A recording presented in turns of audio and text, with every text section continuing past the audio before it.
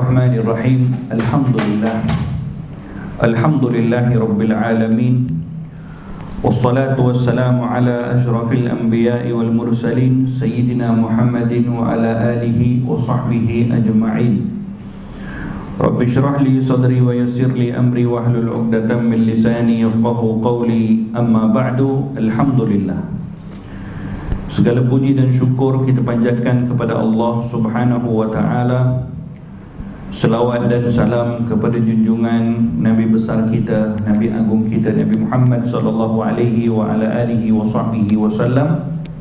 Alhamdulillah, dah separuh daripada bulan Ramadan sudah berlalu daripada kita. Dan hari-hari yang berbaki daripada kita hari ini adalah hari-hari yang sangat istimewa, yang akan kita berjumpa selepas ini, siang hari dan juga malam hari yang sangat ditunggu-tunggu oleh orang-orang yang saleh. Kita berdoa kepada Allah, mudah-mudahan hari-hari yang berbaki daripada bulan Ramadan menjadi bahagian daripada hari yang telah ditetapkan oleh Allah Subhanahu wa ta'ala kepada kita untuk mendapatkan pemberian dari Allah. Hadirin hadirat muslimin muslimat yang dirahmati oleh Allah, salah satu daripada keistimewaan yang Allah Ta'ala berikan kepada kita sebagai umat Nabi Muhammad sallallahu alaihi wa ala alihi wa sahbihi wasallam adalah menjadi umat kepada Nabi yang diberikan segala bentuk pemberian dari Allah. Dan pemberian tersebut istimewa dan tidak sama seperti mana Allah berikan kepada para nabi-nabi yang terdahulu. Ini daripada segenap aspek, baik dari segi mukjizat yang Allah berikan kepada semua para nabi-nabi. Yang diberikan kepada baginda Nabi Muhammad SAW adalah mukjizat yang paling teristimewa,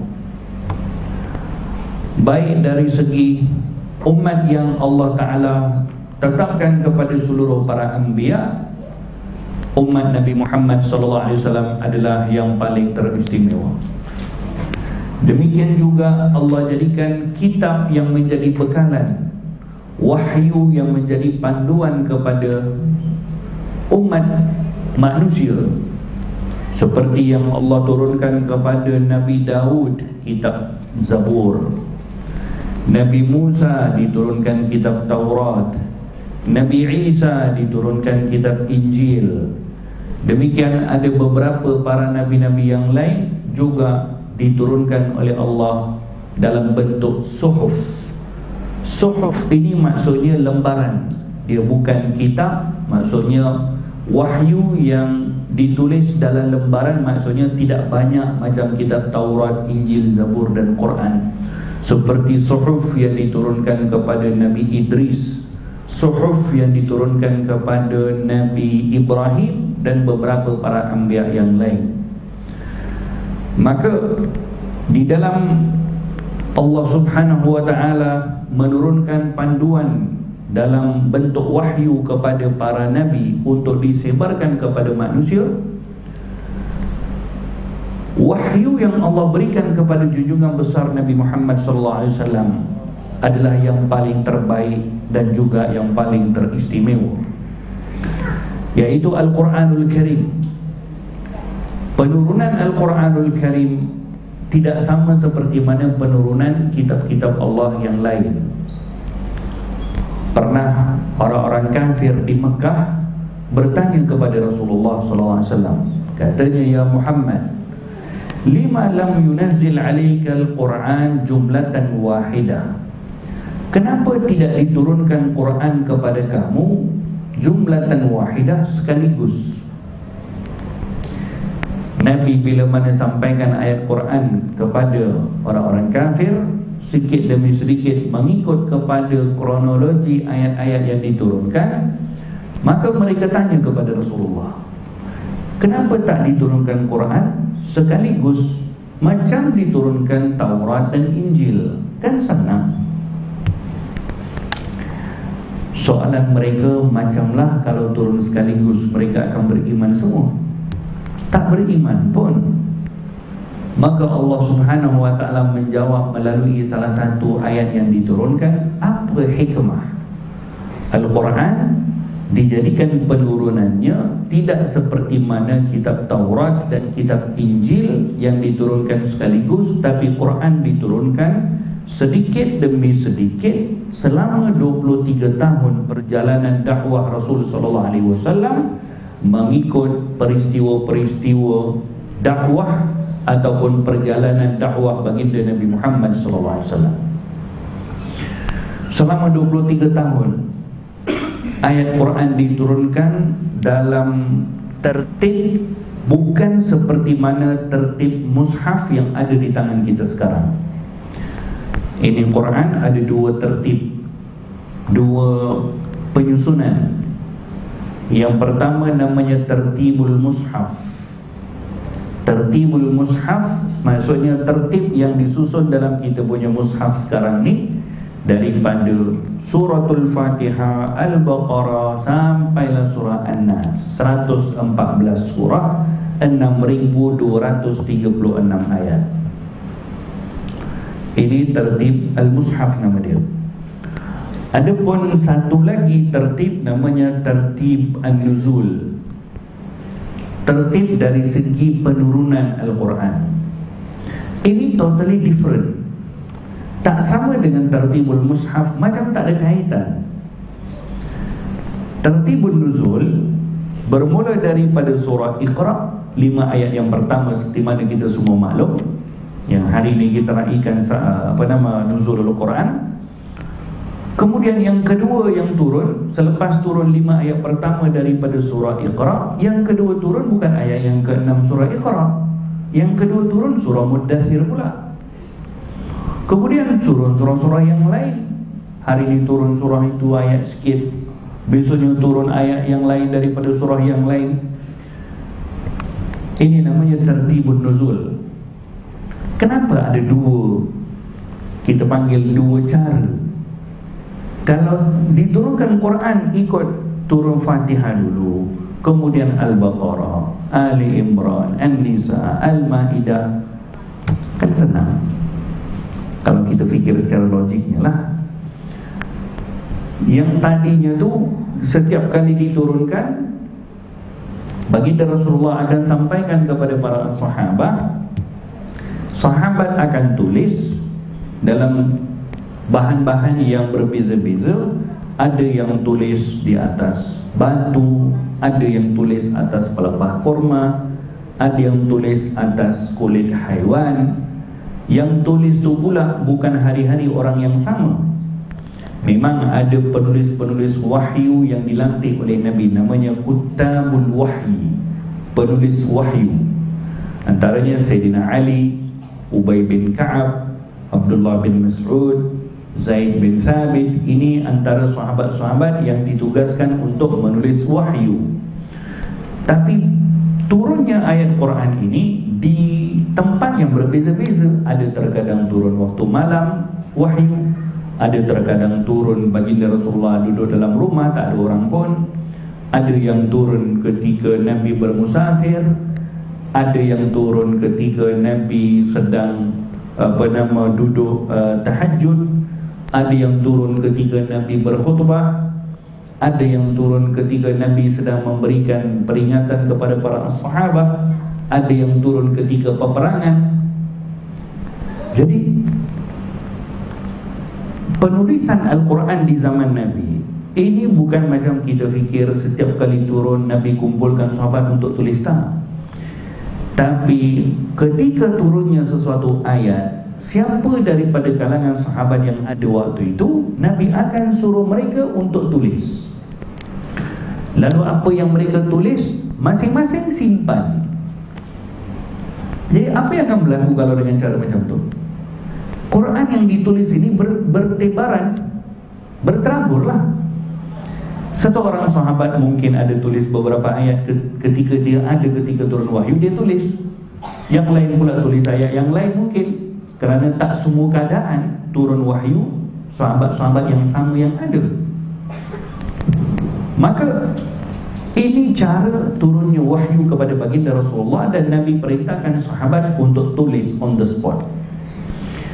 Dan apa yang ditulis disimpan oleh para sahabat masing-masing, sedikit demi sedikit. Tapi hebatnya hati para sahabat Rasulullah, setiap kali turun ayat-ayat, walaupun tidak mengikut tertib yang ada hari ini, setiap kali turun Nabi akan sebutkan dha' hadhil ayah fi makan kadza wa fi surat kadza. Letakkan ayat ini di tempat sekian, di surah sekian. Jadi setelah wahyu itu dibacakan, mereka para sahabat akan hafal terus ayat tersebut. Yang dihafal bukan hanya hafal, mereka perlu letakkan ayat tu yang dihafal mengikut tempat yang Nabi suruh letak. Jadi macam mereka kena susun hafalan tu. Ini contoh, hari ini dia hafal 5 ayat daripada surah Iqra. Okeylah, setelah besok hafal surah Muddathir pula. Nanti lepas beberapa hari turun pula surah Al-Mulk. Lepas beberapa hari turun pula 5 ayat tengah daripada surah Sajadah. Lepas beberapa hari turun pula katakan surah surah Al-Waqi'ah, 5 ayat yang terakhir daripada Al-Waqi'ah. Jadi demikian cara turun Al-Quran, tertibun nuzul ni macam tu. Tapi setiap kali turun, sahabat akan disuruh oleh Nabi untuk hafal. Lalu hafalan mereka tu macam mereka boleh susun dalam hati mereka. Macam dalam hati mereka tu, macam kita kalau buat kerja dekat komputer kan ada folder kan, A, B, C dan sebagainya.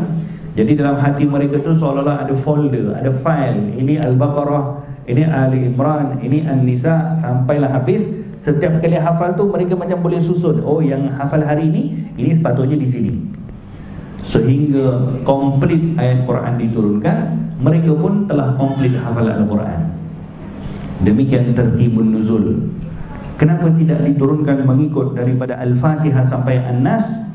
Kerana tertibul mushaf itu dibukukan, tujuannya bukan seperti mana perjalanan hidup dakwah Nabi SAW. Itu punya tujuan yang lain. Cara penyusunan Al-Quran daripada Al-Fatihah sampai An-Nas, surah yang ditertibkan itu dimulai dengan surah-surah yang panjang. 7 surah yang panjang kan, Al-Baqarah, Ali Imran, An-Nisa, Al-Ma'idah. 7 surah yang panjang. Kemudian surah-surah yang lebih daripada 100 ayat. Kemudian surah yang kurang daripada 100 ayat. Kemudian surah-surah Al-Mufassal dipanggil. Mufassal ni surah-surah yang pendek. Adapun penurunan Al-Quran kepada baginda Nabi Muhammad SAW ini mengikut setiap hari proses dakwah Nabi. Apa yang berlaku kepada Nabi, masalah yang baginda Rasulullah berhadapan, maka sesuai dengan masalah itu diturunkan ayat Quran. Di mana Nabi berada, maka diturunkan ayat tersebut. Contoh ketika kalau peperangan, maka diturunkan kepada Nabi ayat yang menceritakan tentang perang. Ketika bermusafir, ada ayat yang cerita tentang musafir. Ketika berhijrah, ada ayat yang diturunkan ketika hijrah Nabi SAW. Ketika Nabi ditanya tentang sesuatu soalan, maka ada ayat yang diturunkan menjawab kepada soalan tersebut. Kalaulah Quran diturunkan 30 juzuk sekaligus kepada Nabi, maka baginda Rasulullah tidak akan merasa sentiasa mendapat perhatian dari Allah. Tetapi dengan turunnya Quran sedikit demi sedikit ini, Nabi merasakan sentiasa mendapat perhatian dari Allah. Macam mendapat perhatian, yakni kalau Nabi susah, datang Jibril AS, dikirim oleh Allah, ditanya khabar.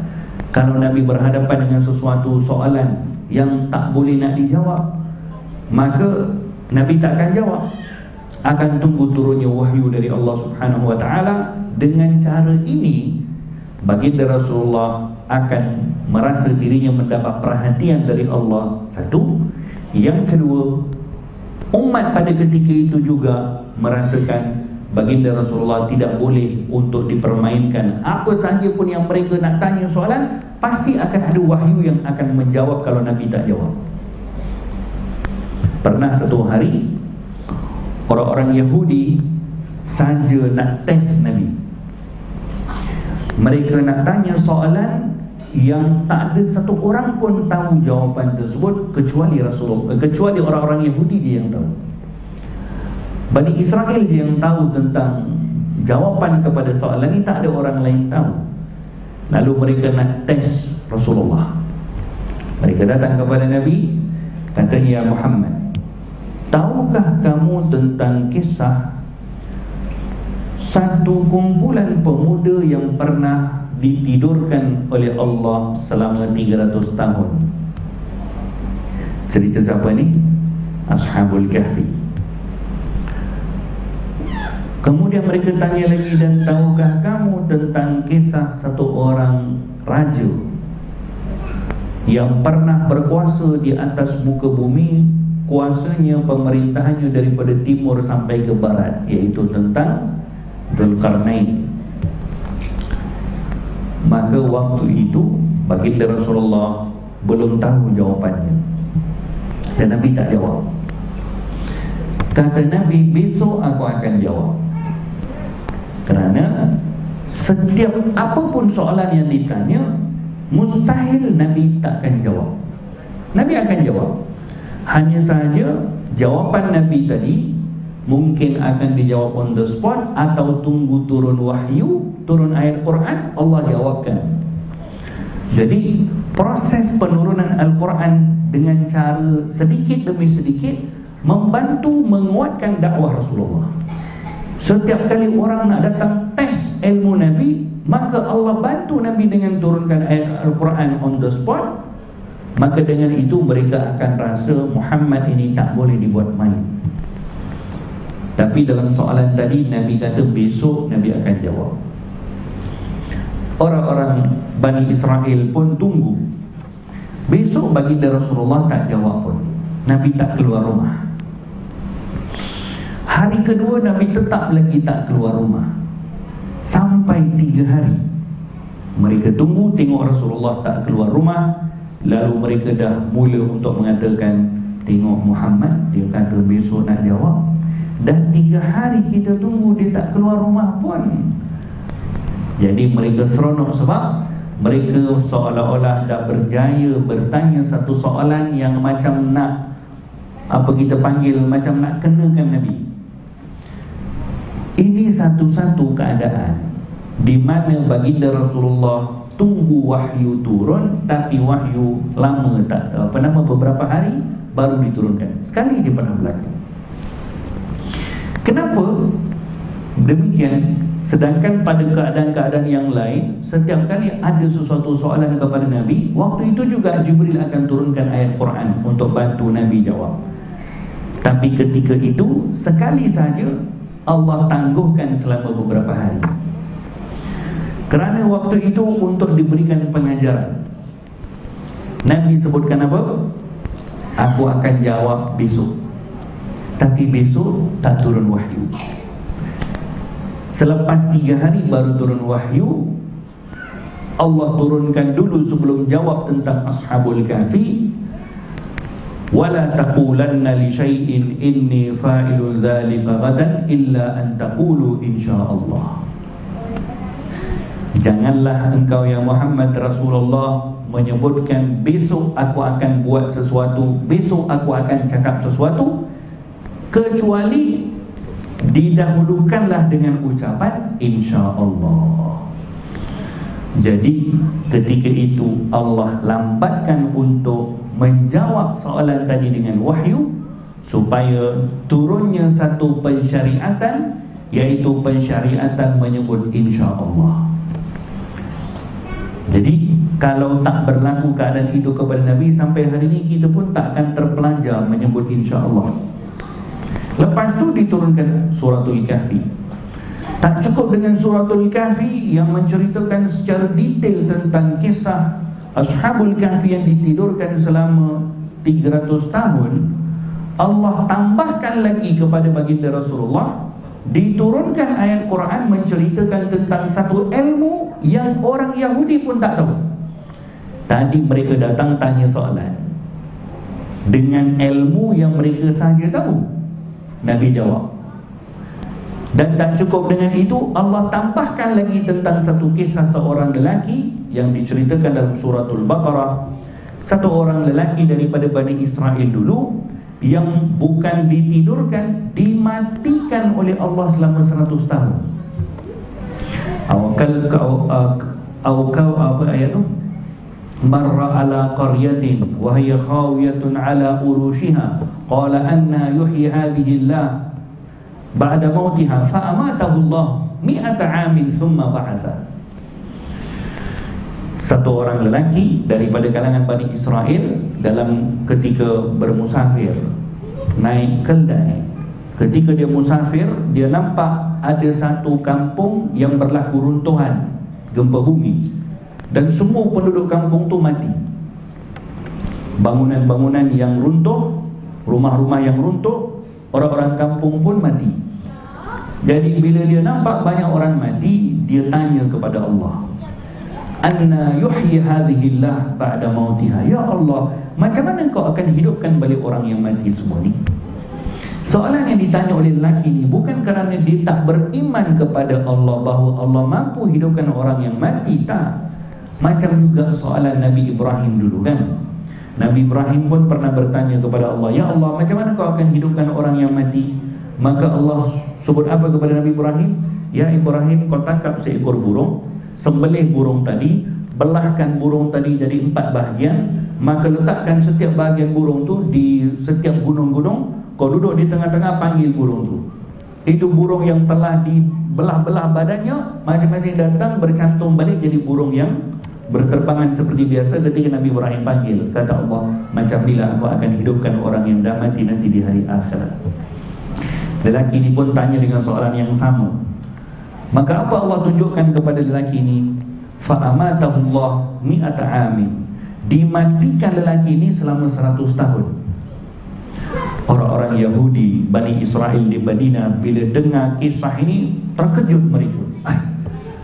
Kami ingatkanlah cerita Ashabul Kahfi, cerita yang paling rare lah, cerita yang paling the best story yang ada disimpan oleh orang Bani Israel. 300 tahun ditidurkan oleh Allah, kemudian dibangunkan. Memanglah cerita karamah, cerita yang luar biasa. Tapi Allah ceritakan, tambahkan kepada Nabi cerita yang lagi hebat. Ini bukan orang yang ditidurkan, dimatikan oleh Allah selama 100 tahun, kemudian dihidupkan balik. Dan lelaki ini nampak sendiri depan mata macam mana Allah bangkitkan keldai dia yang dah hancur depan mata dia, tinggal tulang-tulang. Maka Allah nampakkan depan mata setelah dia bangkit, Allah suruh tengok dia punya keldai. Fanzur ila himarika, tengok kau punya keldai, macam mana Allah bangkitkan daripada daging atau kulit yang telah dimakan, diurai oleh tanah. Maka depan mata dia, bumi yang telah makan semua jasad keldai tadi, keluarkan balik depan mata dia. Bungkus balik tulang tu dengan kulit, dengan daging, hidup balik jadi seekor keldai yang sempurna. Kata Allah, macam inilah aku akan hidupkan orang yang mati di hari akhirat, di hari kiamat. Jadi yang saya nak sebutkan di sini, bila mana turunnya ayat Al-Quran mengikut jalan dakwah baginda Rasulullah akan lebih kuatkan pandangan umat pada ketika itu terhadap Nabi dan lebih membantu dakwah baginda Rasulullah. Setiap kali ditanya tentang sesuatu soalan, akan ada jawapan daripada wahyu Allah untuk bantu baginda Rasulullah menjawab soalan tersebut. Demikian rahmat Allah subhanahu wa ta'ala, kasih sayang Allah subhanahu wa ta'ala kepada baginda Nabi. Allah jadikan penurunan wahyu kepada baginda Rasulullah juga dengan cara yang istimewa, sebagai menunjukkan kepada umat manusia bahawa yang diberikan kepada baginda Rasulullah adalah sesuatu yang special, sesuatu yang istimewa, tidak seperti mana yang diberikan kepada para nabi dan para rasul yang lain. Setelah wafatnya baginda Rasulullah SAW, barulah Al-Quran dihimpunkan dalam kertas, ditulis balik dalam kertas setelah wafatnya Rasulullah. Yakni ketika Nabi masih lagi hidup, belum lagi ditulis dalam kertas. Kenapa? Sebab tak boleh nak dihimpunkan, kerana selagi baginda Rasulullah masih lagi hidup, selagi itu akan turun wahyu. Jadi ketika wafatnya Nabi, maka berarti sudah tidak lagi turun ayat Al-Quran. Sebab tu ayat-ayat yang terakhir yang diturunkan sebelum kewafatan Rasul sallallahu alaihi wasallam, ayat-ayat tersebut banyak menyentuh tentang gambaran isyarat dari Allah bahawa dakwah Nabi Muhammad akan berakhir. Antara ayat yang diturunkan ketika Hajjatul Wada, Al-yawma akmaltu lakum dinakum, hari ini kami telah sempurnakan agama engkau ya Muhammad Rasulullah. Wa akmaltu lakum alaikum ni'mati wa raditu lakumul Islam dinan. Jadi bila turun ayat ini, Allah Ta'ala memuji Rasulullah, hari ini kami telah sempurnakan agama kamu untuk kamu ya Muhammad Rasulullah, dan telah sempurnakan nikmat yang aku nak berikan kepada kamu. Jadi semua Allah puji Nabi. Sahabat seronok bila dengar ayat-ayat yang memuji dakwah Rasulullah sallallahu alaihi wasallam. Ketika turun ayat ini, Sayyidina Abu Bakar seorang je menangis.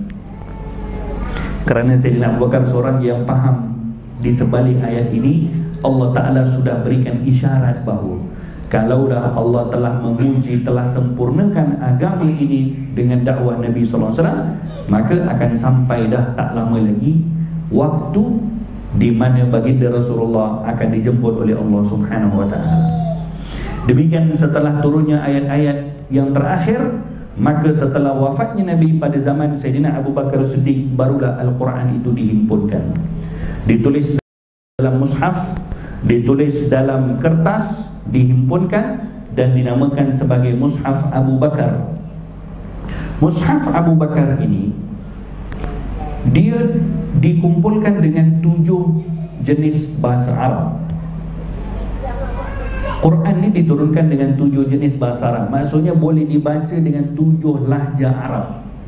Ada perkataan-perkataan yang boleh bertukar-tukar dengan bahasa Arabnya. Demikian penulisan Al-Quran di zaman Sayyidina Abu Bakar dengan 7 jenis bahasa Arab. Tujuannya kenapa? Macam mana boleh datang idea mengumpulkan Quran? Kerana pada zaman Sayyidina Abu Bakar berlaku satu peperangan namanya peperangan Al-Yamamah. Dalam peperangan ini 70 orang para sahabat yang hafal Quran syahid. Jadi ramainya sahabat yang hafal Quran yang syahid merisaukan mereka bahawa Quran ini risau tak sampai kepada generasi akan datang.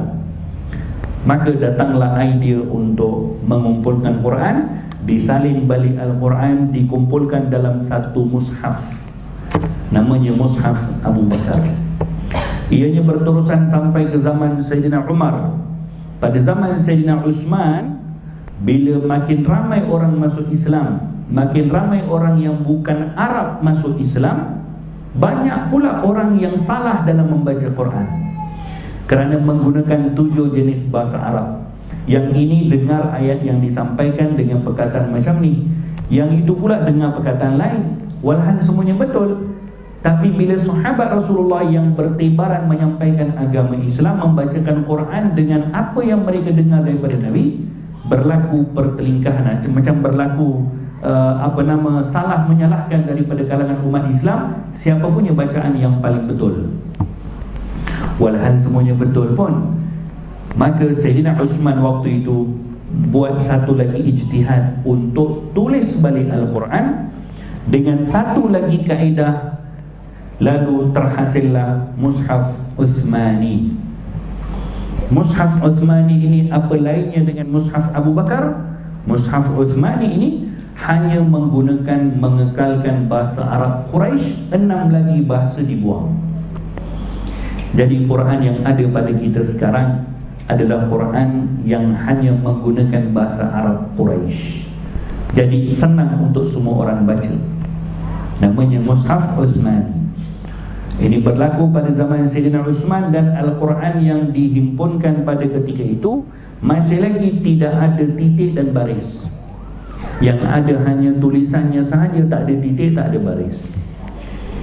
Kalau baca Alif Lam Mim, pernah tengok dalam Google pun banyak helaian Mushaf Uthmani, banyak. Kita kalau tengok pun, kita pun mungkin tak terbaca kita. Kalau tulis Alif Lam Mim, tak tahu ini Alif Lam Mim nak baca Alif Lam Mim atau nak baca Alam. Sebab dua-dua sama. Alif Lam Mim. Al-Baqarah pun Alif Lam Mim, Alam Nashrah pun Alif Lam Mim juga. Pada zaman Sayyidina Ali baru diletakkan titik dan juga baris kepada Quran. Demikian Quran dihimpunkan dan ditulis balik, dan kekallah Al-Quran sampai ke hari kita ini. Al-Quran apa kaitannya dengan 17 Ramadan yang kita raikan hari ini? Dalam penurunan Al-Quran, dalam ayatul Quran, Allah Subhanahu wa ta'ala berfirman menyebutkan 3 ayat, di mana ketiga-tiga ayat ini memberikan maksud yang sama, yaitu ayat pertama, Syahrul Ramadan allazi unzila fihi al-Quran. Bulan Ramadan adalah bulan yang diturunkan Al-Quran. Ayat yang kedua, Inna anzalnahu fi lailatul qadar. Sesungguhnya kami turunkan Al-Quran pada Lailatul Qadar.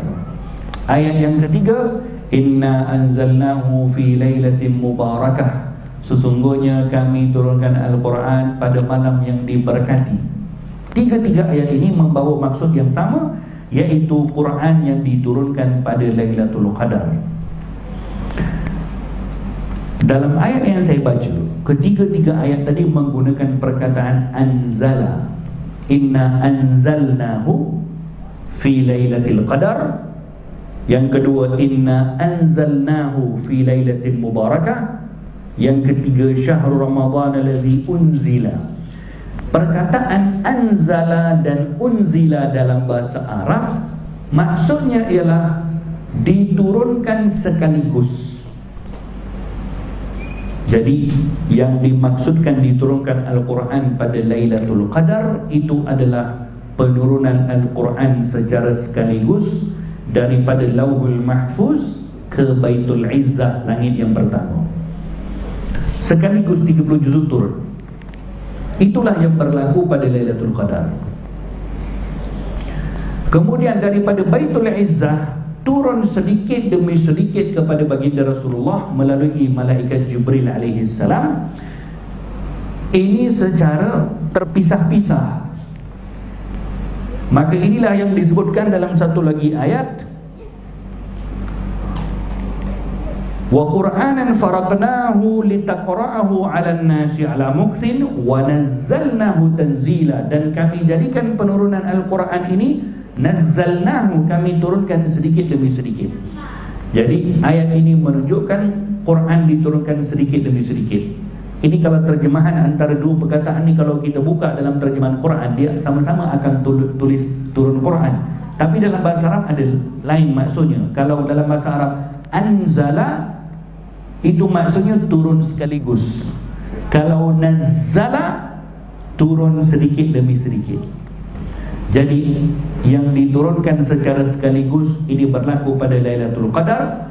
Yang kita raikan sekarang 17 Ramadan, ini penurunan yang mana pula? Sebab yang diturunkan kepada Nabi dalam yang disebutkan inna anzalnahu fi lailatul qadar itu pada Lailatul Qadar, turun sekaligus. Yang kita raikan pada 17 Ramadan menurut kebanyakan ahli tafsir adalah merujuk kepada ayat pertama yang diturunkan kepada Nabi, yaitu 5 ayat pertama daripada surah Iqra. Ini berlaku pada 17 Ramadan. Yang kita raikan nuzulul Quran adalah turunnya 5 ayat pertama daripada surah Iqra. Ini yang kita raikan pada 17 Ramadan. Baginda Rasulullah, kata Siti Aisyah dalam hadis riwayat Imam Bukhari, ketika turunnya 5 ayat pertama daripada surah Iqra, baginda Rasul sallallahu alaihi wasallam seringkali berulang-alik daripada rumahnya ke Gua Hira, berulang-alik, dan selama 40 hari Nabi berulang-alik. Nabi buat apa di situ?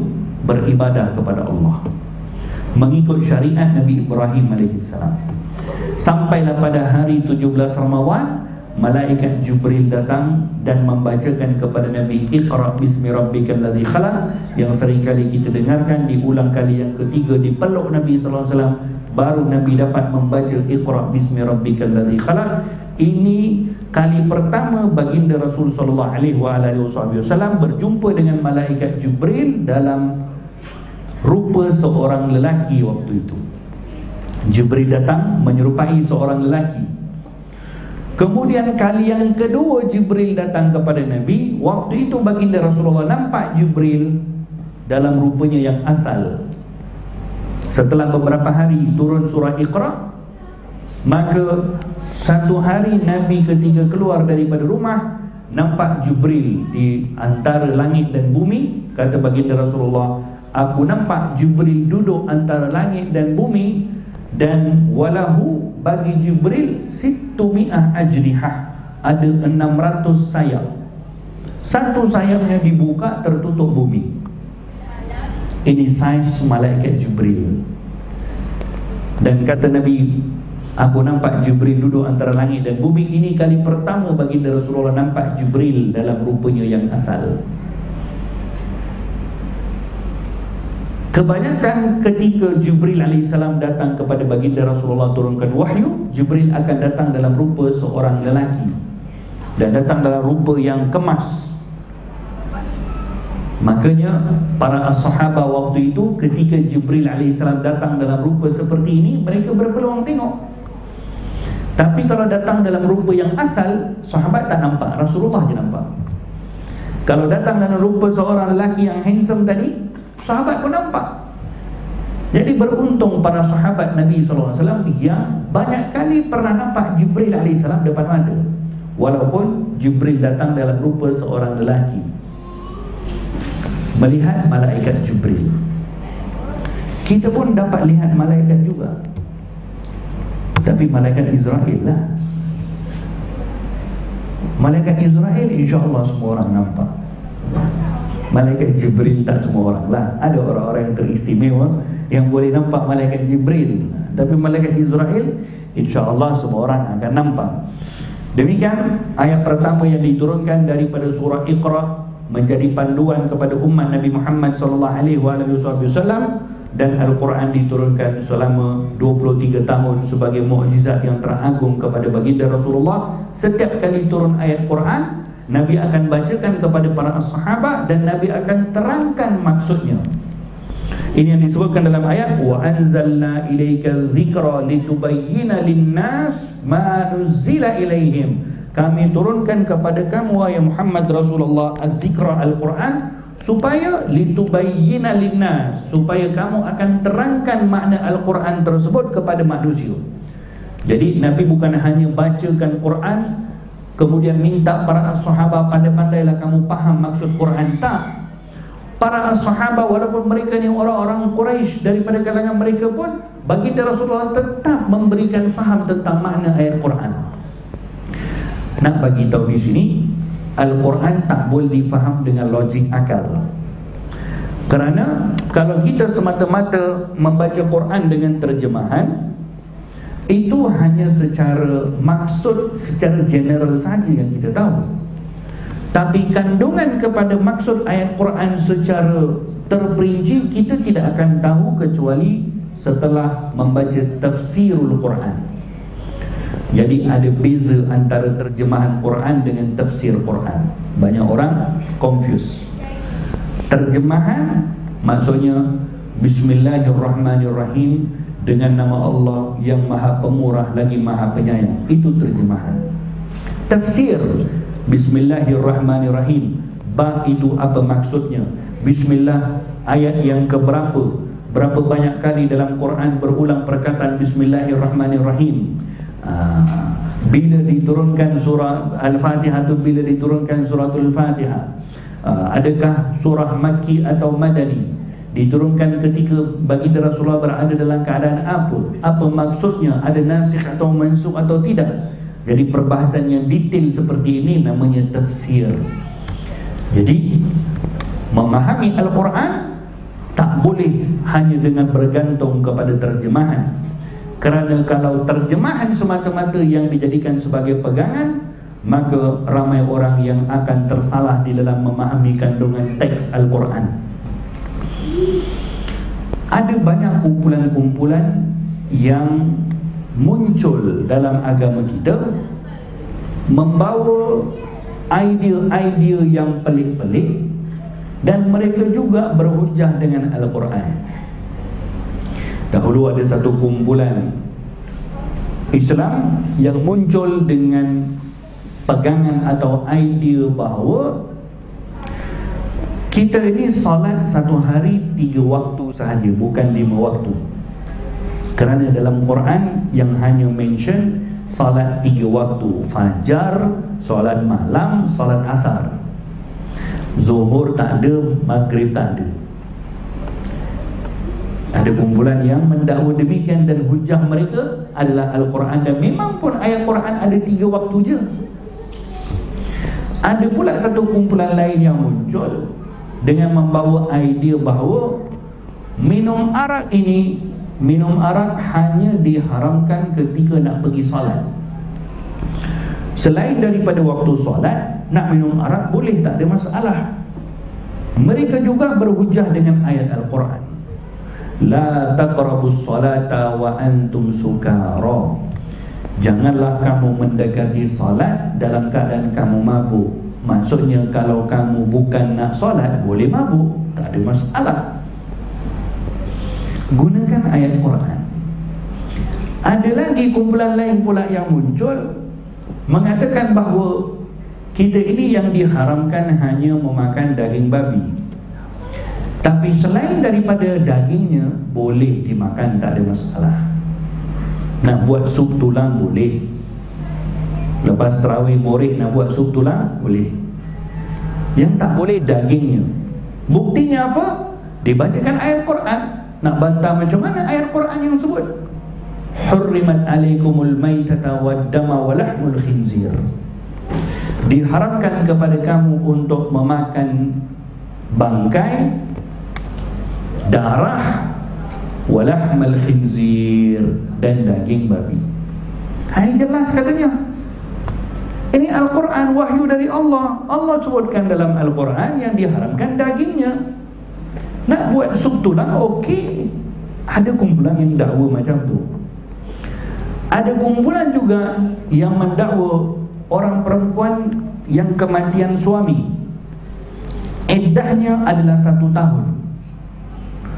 Memang ada ayat dalam Quran, orang perempuan yang kematian suami iddahnya 1 tahun. Semua kumpulan-kumpulan yang bawa idea yang macam-macam ini, semuanya diambil daripada Quran. Dia bukan ambil daripada kitab Hindu ke kitab Buddha, tak. Ambil daripada Quran. Tapi salahnya di mana? Dia faham dengan logik akal dia sendiri. Dia menghukum apa yang dia faham maksud Quran, itulah maksud wahyu yang Allah nak sampaikan kepada manusia, tanpa meletakkan pertimbangan yang betul. Sebab itu dalam Quran Allah sebutkan, baginda Rasulullah sendiri disuruh oleh Allah setelah membacakan Al-Quran, litubayyina linnas, untuk terangkan kepada manusia apa maksud. Suruh diterangkan, ini maksudnya macam ni. Kerana ada ayat-ayat Quran yang diturunkan pada awalnya syariatnya seperti yang ditetapkan, kemudian diturunkan surah yang lain, ayat yang lain memansuhkan syariat tersebut. Seperti contoh ayat yang cerita tentang minum arak, dilarang minum arak pada awalnya, memang ketika salat je, pada awalnya macam tu.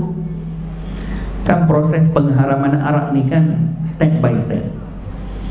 Awalnya diharamkan ketika nak salat je, lepas beberapa ketika baru diharamkan secara total. Innamal khamru wal maisir wal ansab wal azlam rijsun min amali syaitan fajtanibu. Maka diharamkan secara total. Dua-dua ayat ada dalam Quran. Hari ini kita buka, dah boleh nampak. Ada ayat yang mengharamkan secara total, ada ayat yang mengharamkan waktu solat. Kalau ada orang fikir, kalau macam tu aku pilih yang ni lah, sama-sama Al-Quran. Dalam hal orang perempuan yang kematian suami, ada ayat Quran yang kata orang perempuan kematian suami iddahnya 1 tahun. Ada yang kata walil mutawaffa anha zawjaha fa iddatuha 4 ashhurin wa ashra. Iddahnya 4 bulan 10 hari. Ada ayat yang sama, ayat Quran juga. Takkan nak kata ini betul, ini tak betul. Dua-dua ayat Quran. Masalahnya bukan mana betul, mana yang tak betul. Masalahnya kau punya kepala otak yang tak betul. kerana tak faham bahawa penurunan Al-Quran ini ada nasikh dan mansukh. Itu sebab kita kena mengaji tafsir untuk memahami Quran, bukan membaca terjemahan semata-mata. Kena baca tafsir, kena ikut pengajian tafsir Quran. Itu tafsir maksudnya macam tafsir Ibn Kathir, tafsir Fakhrul Razi, tafsir Al-Baghawi dan sebagainya. Maka di situ akan diterangkan detail apa maksud ayat ni. La taqrabus salata wa antum sukara, apa maksudnya? Itu iddah perempuan kematian suami, apa maksudnya? Itu pada awalnya macam tu. Solat menghadap ke Masjidil Aqsa pun ada dalam Quran, menghadap ke Masjidil Haram pun ada dalam Quran. Adakah orang yang baca terjemah dia boleh pilih nak solat menghadap ke mana? Tak boleh. Kerana ayat yang menceritakan suruhan untuk solat menghadap ke Al-Aqsa itu dimansuhkan dengan turunnya ayat satu lagi. Jadi dengan baca tafsir baru kita boleh faham di sana maksud sebenar daripada Al-Quranul Karim. Demikian hadirin tuan-tuan puan-puan yang dirahmati oleh Allah, Al-Quranul Karim yang diturunkan oleh Allah Subhanahu wa taala sebagai panduan kepada umat dan akan kekal sampai hari kiamat. Takkan mampu untuk sesiapa pun memisungkan satu daripada ayat Quran. Seperti mana orang-orang Yahudi yang telah mengubah isi kandungan kitab Taurat dan kitab Injil, tak ada seorang pun yang akan mampu untuk mengubah isi kandungan Quran, kerana Quran ini dijamin oleh Allah akan pelihara sampai hari kiamat. Inna nahnu nazzalna dzikra wa inna lahu lahafizun. Rahmat Allah Ta'ala berikan kepada kita melalui Al-Quran. Kasih sayang yang Allah Ta'ala berikan kepada kita melalui diturunkan Al-Quran, dengan diberikan kepada kita pahala dari segala aspek bila mana kita bermuamalah dengan Quran. Melihat sahaja mushaf Quran dengan pandangan keagungan, pandangan ta'zim, Allah sudah berikan pahala kepada kita.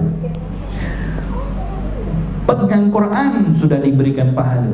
Membaca Quran, setiap satu huruf daripada Quran diberikan pahala 10 kali ganda.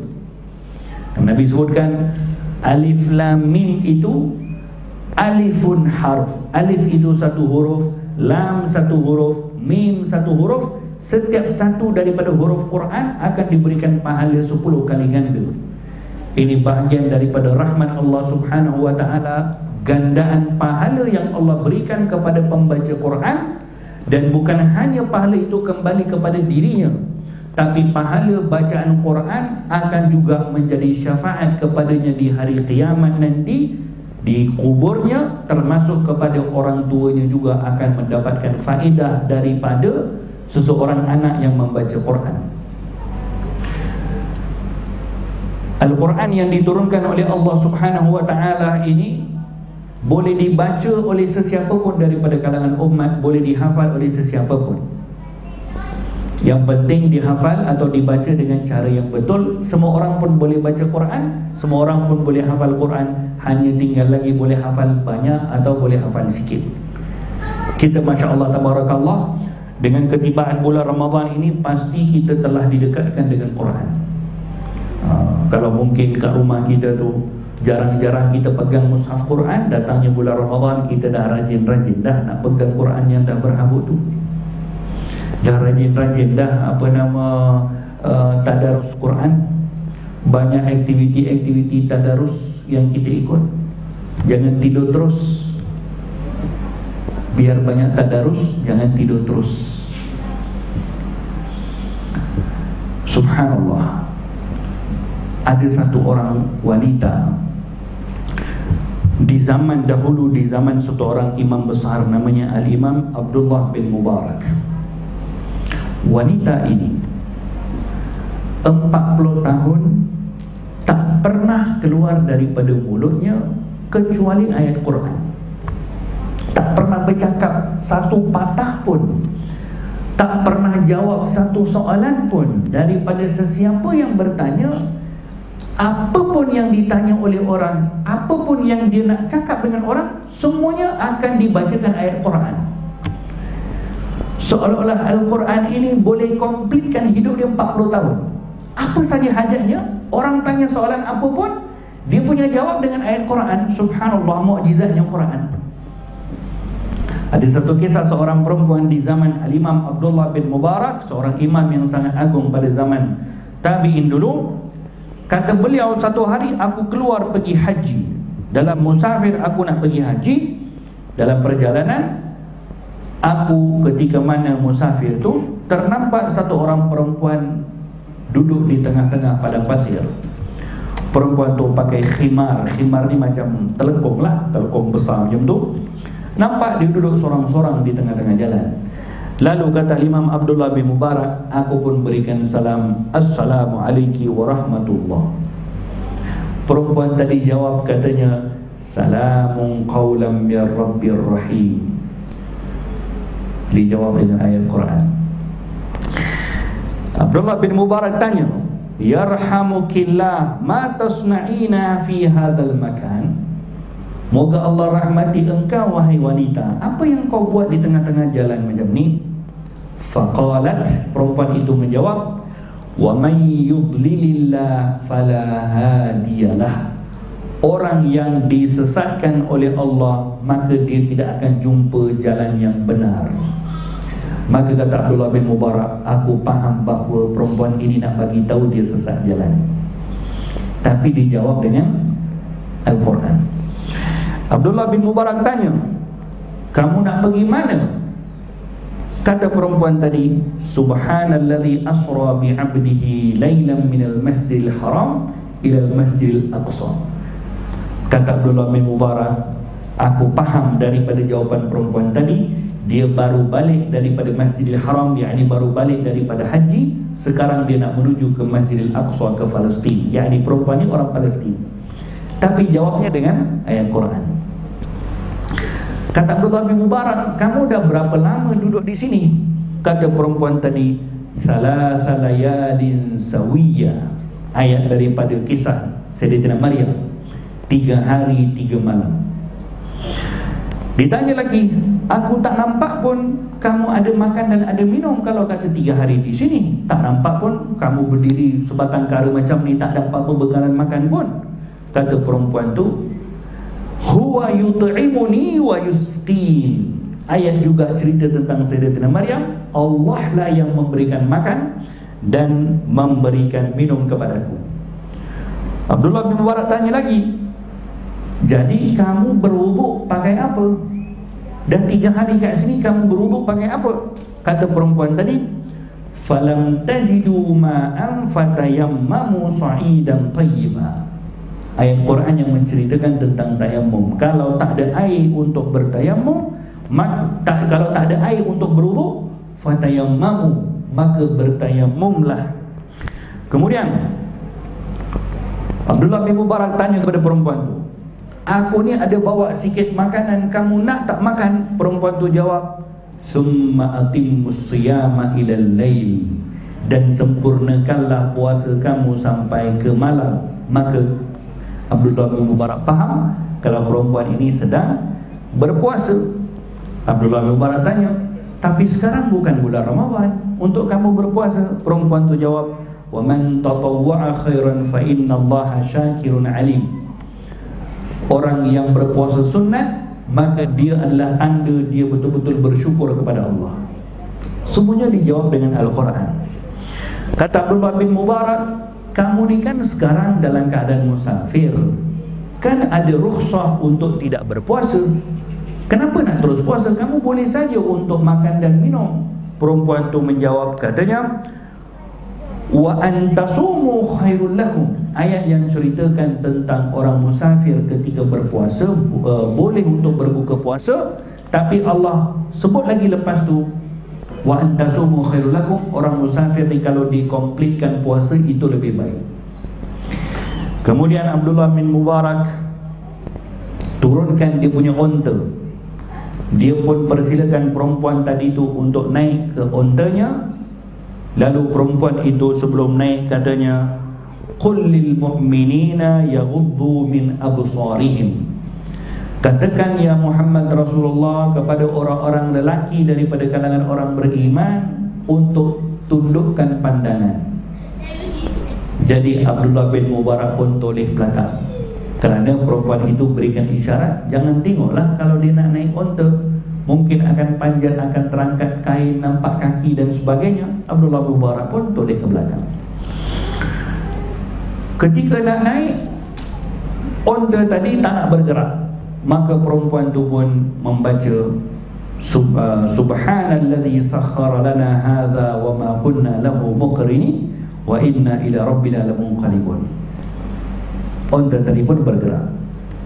Kemudian dalam perjalanan Imam Abdullah bin Mubarak yang pegang tali onta dia berjalan, perempuan tu duduk atas onta, Imam Abdullah bin Mubarak jalan depan tanpa toleh ke belakang. Dia tanya lagi, kamu ni dah berkahwin ke? Kata perempuan tu, ya ayyuhallazina amanu la tas'alu an asya' in tubdalakum tasukum.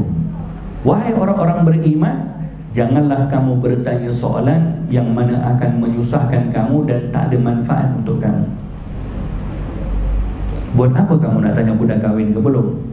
Lebih kurang macam itulah. Kalau kita mungkin jawab, jaga kain sendirilah, jangan jaga kain tepi kain orang. Tapi wanita ni menjawab dengan ayat Al-Quran. Kemudian kata Abdullah bin Mubarak, aku terus diam, tak berkata apa-apa, sehinggalah aku jumpa satu kafilah, satu rombongan. Yang ni rombongan itu yang mungkin perempuan ni tertinggal tadi. Orang zaman dulu kalau musafir naik onta, orang perempuan ni diletakkan di atas satu macam petak pelana atas onta dan ditutup semua. Tak nampak, orang luar tak nampak, yang bawa kendali onta tu pun tak nampak. Jadi bila sampai ke tempat-tempat yang mereka nak berehat, orang yang akan mengendali onta tu biasanya lelaki lah, walaupun di atasnya duduk perempuan, tapi tertutup semua. Yang pegang tali kendali onta tu, setelah turunkan onta, setelah tundukkan onta tu, dia akan pergi jauh. Jadi perempuan akan turun, mungkin untuk makan, minum, qada hajat, apa sebagainya. Kemudian akan naik, diberikan masa lah, akan naik, dan baru tukang tarik onta tu datang, tarik onta dan terus jalan. Itulah juga waktu ketika mana Siti Aisyah dulu pernah tertinggal rombongan dengan Rasulullah, kan? Siti Aisyah tertinggal rombongan, maka yang bawa onta tadi dia tak perasan kalau Siti Aisyah belum naik lagi. Dia pun tarik onta dah pergi dah dengan rombongan Rasulullah. Siti Aisyah duduk sorang-sorang. Sehingga datang seorang sahabat bernama Sufyan. Dia pun nampak Siti Aisyah sorang-sorang dekat tengah-tengah padang pasir. Lalu dia naikkan Siti Aisyah di ontanya, dia pun berjalan sampai ke Madinah. Orang-orang sampai ke Madinah, orang-orang munafik fitnah Siti Aisyah. Jadi perempuan tadi yang duduk dalam pelana unta tadi tu, kemudian dia pun bila nampak ada satu kafilah rombongan, Al-Imam Abdullah bin Mubarak tanya kepada perempuan tadi dengan bertanya, adakah di sini dalam rombongan ini mungkin ada kamu punya waris atau siapa-siapa? Ni perempuan ni dah berusia lah. Kalau ada, boleh tak aku tahu anak-anak kamu atau waris kamu yang mungkin aku boleh pergi cari, ditanya dekat kumpulan ini, ada tak nama fulan bin fulan untuk kenal pasti kalau betul ini rombongan yang kamu tertinggal. Maka perempuan tadi menjawab dengan mengatakan, wattakhadallahu Ibrahima khalila wa kallamallahu Musa taklima ya Yahya khudhil kitaba biquwwah. Iaitu perempuan tadi menjawab bahawa ada 3 orang anak lelaki dia. Kalau betul ini rombongan dia, maka ada 3 orang anak lelaki dia. Yang pertama Ibrahim, yang kedua Musa, yang ketiga Yahya. 3-3 dibacakan Quran. Maka Imam Abdullah bin Mubarak pun pergi kepada rombongan tadi, tanya, ada tak adik-beradik di sini yang bernama Ibrahim, Musa dengan Yahya? Maka keluar 3 orang anak. Beritahu, ya kami. Katanya ibu kamu ada di sana. Mereka pun dapatkan ibunya. Kemudian anak-anak 3 orang tadi jamu makan kepada Imam Abdullah bin Mubarak yang berkhidmat kepada ibunya. Kata Abdullah bin Mubarak kepada anak-anak tadi, boleh tak kamu bagi tahu kenapa kamu punya ibu ni setiap soalan yang aku tanya dia takkan jawab, macam orang biasa dijawab dengan Al-Quran. Anak-anak tadi bagi tahu, katanya, beginilah ibu kami selama 40 tahun tak pernah keluar daripada mulutnya kecuali ayat Quran. 40 tahun hidup menjawab semua orang tanya, semuanya dijawab. Berurusan dengan anak-anak semuanya berurusan, tapi setiap apapun ditanya dijawab dengan ayatul Quran. Subhanallah. Demikian mereka-mereka yang dimuliakan oleh Allah Subhanahu wa taala dengan Al-Quran. Al-Quran ini menjadi asbab kepada kemuliaan kita, menjadi asbab kepada tingginya kita punya darajat di hari akhirat, menjadi asbab untuk mendapatkan syafaat di kubur, untuk menjadi peneman di kubur, syafi'an li ashabi, kata Nabi. Iqra'ul Quran, bacalah Al-Quran, sesungguhnya Quran itu akan menjadi pemberi syafaat kepada tuannya di kubur dan juga di hari kiamat nanti. Darajat manusia akan diistimewakan, dibezakan oleh Allah Subhanahu wa taala mengikut kepada darajat berapa banyak ayat-ayat Quran yang dihafal. Kita ni yang dah berusia ni mungkin susahlah untuk hafal Quran, tapi anak-anak kita yang masih lagi kecil, biasakan mereka dengan hafal-hafal surah-surah Quran. Kerana orang yang hafal Quran, banyak hafal Quran, maka akalnya akan dipelihara oleh Allah. Apalagi yang hafizul Quran. Orang yang hafizul Quran, dia tidak akan nyanyuk. Tua macam mana pun, otaknya takkan nyanyuk, akalnya takkan jadi nyanyuk.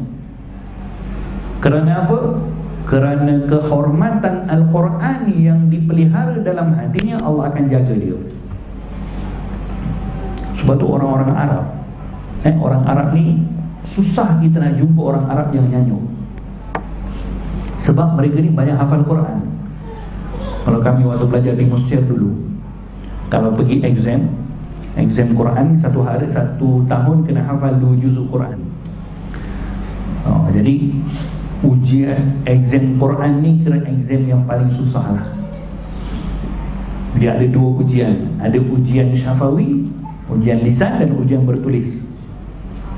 Jadi kalau naik bas ni, kita nak pergi exam, kita akan baca Quran, ulang balik hafalan. Kadang-kadang yang betulkan kita punya bacaan driver bas, yang betulkan kita tegur kita punya bacaan salah tu konduktor bas. Ya walad, katanya, wahai budak, kau baca salah tu, dia betulkan pula. Ada kawan-kawan yang degil-degil sikit ketika jawab exam, kalau terlupa di Mesir, di Azhar, kalau waktu exam akan ada orang yang jual teh. Sebab examnya 3 jam, examnya memang susah lah. Jadi sambil exam, sambil mengopi lah kita ni.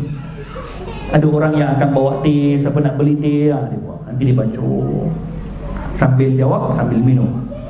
Ada kawan-kawan yang degil ni, kadang-kadang teh tu dulu waktu saya belajar dulu harganya 1 pound Mesir, lebih kurang duit kita dalam 60 sen waktu tu. Jadi ada kawan-kawan yang degil-degil ni, kadang-kadang kalau lupa Quran, dia bagi duit lebih sikit pada orang yang buat teh tu. Kata, ya ammu, tolong sikit ni. Dia boleh hafal Quran 30 juzuk, pembantu teh hafal Quran 30 juzuk. Dia pula yang tolong betulkan, bagi soalan jawapan bocor. Demikian hafalan Quran yang Allah Ta'ala muliakan seseorang dengan hafal Quran, akalnya akan dipelihara oleh Allah Subhanahu wa Ta'ala. Orang yang hafal Quran, maka hatinya akan dipelihara oleh Allah. Ibu bapanya akan diberikan syafaat di hari kiamat bila mana ada anak yang menghafal Al-Quran. Mudah-mudahan Allah Subhanahu wa Ta'ala menjadikan Quran ini sebagai teman kepada kita di hidup kita, dan kita tidak menjadikan Al-Quran sebagai mahjur. Kan Nabi pernah merintih kepada Allah dalam ayat Quran, Ya Rabbi inna qaumi ittakhadhu hadzal Qur'ana mahjura. Ya Allah, kaum aku ini ada sebagian mereka yang menjadikan Quran ini sentiasa letaknya di belakang, mahjur. Yakni bila nak saja baca Quran atau beramal dengan Quran, pada banyak keadaan mereka tidak pun mahukan Quran. Jadi Nabi kita meminta perlindungan dari Allah daripada menjadikan Quran sebagai mahjura. Jangan jadikan Quran hanya sebagai perhiasan. Quran itu bukan untuk dihias. bukan untuk dijadikan sebagai bahan-bahan untuk dicantik-cantikkan kita punya rumah. Tak, ada orang kadang-kadang Masya Allah, dia punya Quran beserta dalam box itu punyalah cantik, tapi sayangnya kekal sebagai hiasan. Daripada zaman kahwin tu sampai sekarang tak buka. La haula wala quwwata illa billah. Dapat hantaran kahwin lah katakan, sampai sekarang tak terusik box ni. Ini bukan tujuan untuk perhiasan, tapi Al-Quran tujuannya untuk dibaca, ditadabbur, maksudnya dijadikan sebagai panduan hidup. Makin banyak seseorang mendekat kepada Al-Quranul Karim, makin banyaklah akan bantuan syafaat Al-Quran di hari kiamat, yang tidak ada sesuatu yang akan membantu kepada kita kecuali rahmat Allah Subhanahu wa ta'ala. Mudah-mudahan Allah Subhanahu wa ta'ala berkati pertemuan kita. Mudah-mudahan Allah Subhanahu wa ta'ala berikan kita taufik dan hidayah untuk kita sempurnakan hari-hari yang berbaki daripada Ramadan ini.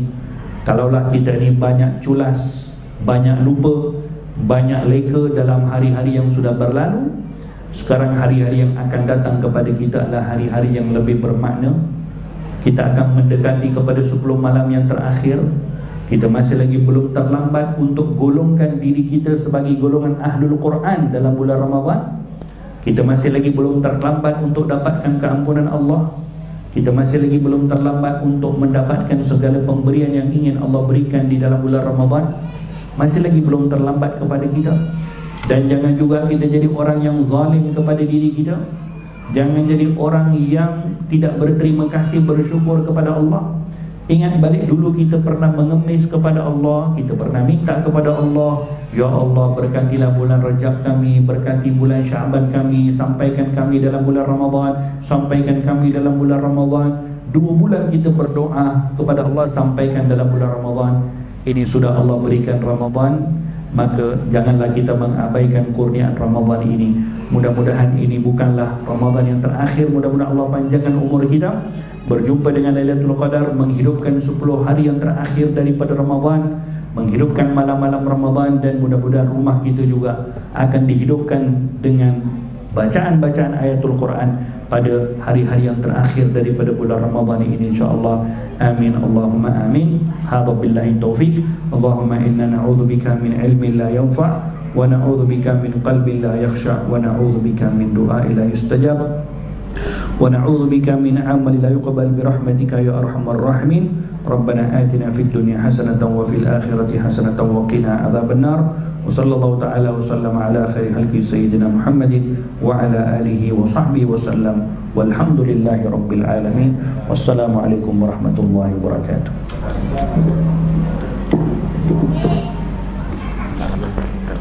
Tak jalan kita ni boleh tak? InsyaAllah. Untuk semua ke? Boleh ajak dah. Boleh.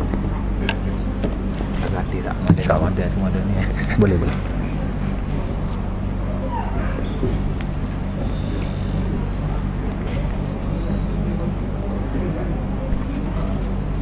Alhamdulillah, jazakumullahu khairan katsira diucapkan kepada guru kami Al-Habib Al-Allamah Sayyid Muhammad Amin bin Idrus bin Syekh Abu Bakar bin Salim Ba'alawi Al-Hasani. Salah satu kitabnya adalah Al-Kunuz Al-Hasinah fil Adiyah As-Saminah. Ini merupakan di antara karangan beliau yang cukup banyak. Dalam buku ini pun ada dituliskan beberapa karangan beliau. Alhamdulillah, saya berkesempatan 2 kali bertemu dengan beliau di Madinah, dan beliau merupakan anak murid kepada Al-Allamah Al-Muhaqqiq Al-Habib Zain bin Ibrahim bin Sumaid, dan sempat untuk mendapatkan ijazah daripada beliau. Maka dengan sanad yang bersambung terus kepada pengarang kitab, dengan rendah diri saya mengijazahkan kitab Amalan Salafus Salih